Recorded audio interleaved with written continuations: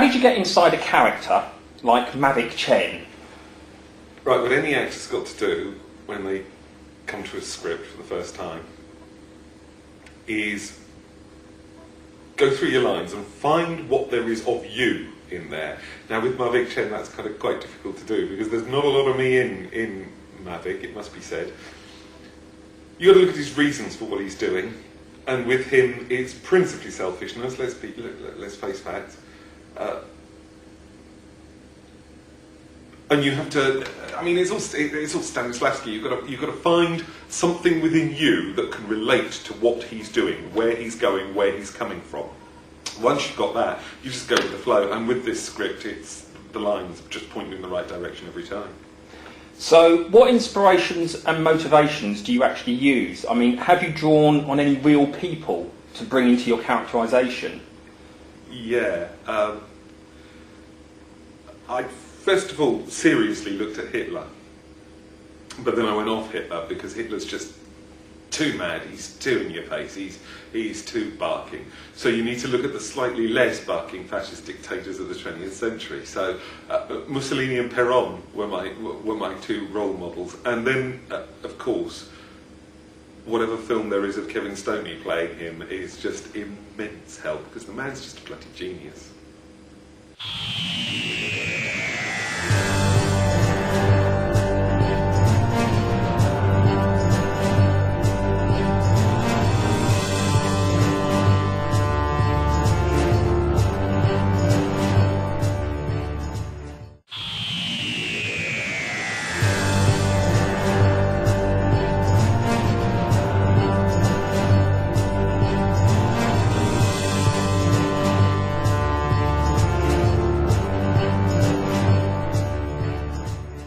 You were responsible for the score for last year's production of Evil of the Daleks, which had a very dark quality to it, similar to Danny Elfman's work with Tim Burton.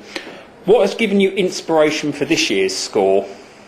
The inspiration for this year's score was I didn't want the same dark tone as Danny Elfman, so I went for a more Star Wars sort of John Williams tone for this year's play because of it's an epic space adventure.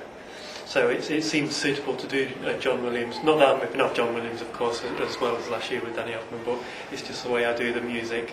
I get inspiration from those kind of films, and just it comes out of my head, and I just go from there. From your initial ideas, how long did the entire score take you to produce? The entire score, after Nick asked me if I could do the score for this one, I started getting ideas straight away. I went back to the hotel, I had my little tape recorder with me, started humming little crazy stuff in there. If you heard that, you'd think I'm mad, but so basically from the moment Evil finished up until about 2 months ago, I was okay, making the music. I didn't do it all in one go as I originally thought. I wanted to. Well, I got the bulk of it done in about a month, 2 months. But I have been fiddling about with ideas and stuff before then, and seeing what works, what doesn't work, because you have to experiment. You've also reworked the famous Doctor Who theme. How difficult was it to produce something that was suitably different to the original, while also keeping it recognisable? Was it a daunting challenge to work with something that's so iconic? Well, because I'd done it before with Evil, I was quite confident I could do it again in a different style. The problem is, I didn't want it to sound too radiophonic, which is why I only kept certain elements of the original theme. I also didn't want it to sound like the Murray Gold version, because even though it is an epic adventure and that music would work well, we wanted something completely different. So I built up an orchestral section and worked on the original samples.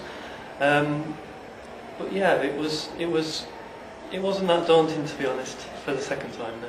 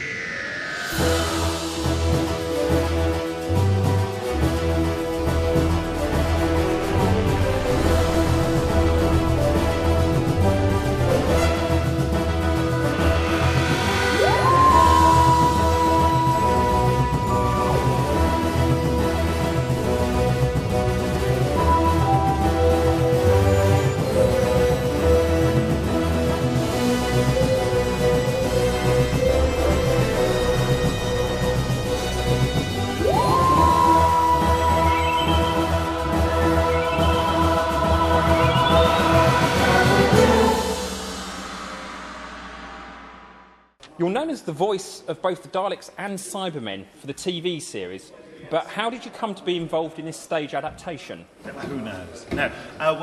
Nick Scovell asked me, and I was going to do Evil of the Daleks last year, but I was called to Manhattan to do Daleks in Manhattan. Well, when I say Manhattan, I mean Cardiff, really. But yeah, I knew Nick. How did I know Nick? Because we got him in to do a few big finishes some years ago, because we'd seen him in his video, The Millennium Trap, in which he was brilliant. We thought, well, we have to employ him. We must employ him again, actually. Now, you've played the Doctor before, during the 1980s for audio visuals in original dramas, and you've also appeared as a future Doctor in Doctor Who magazine's comic strip. Yes. But how does it feel to be doing it live? Well, it's great. It's great fun, and it's a great scene. And it's a lovely way to finish off the play. Sort of. I think it raises the stakes that Nick's introduced this thing in the script that to defeat the Daleks, the Doctor has to die, really, and that makes it nice and dramatic. And then there's a bit of fun with me stumbling out of the TARDIS at the end and discovering I'm bald, which is the actual dramatic climax of the play.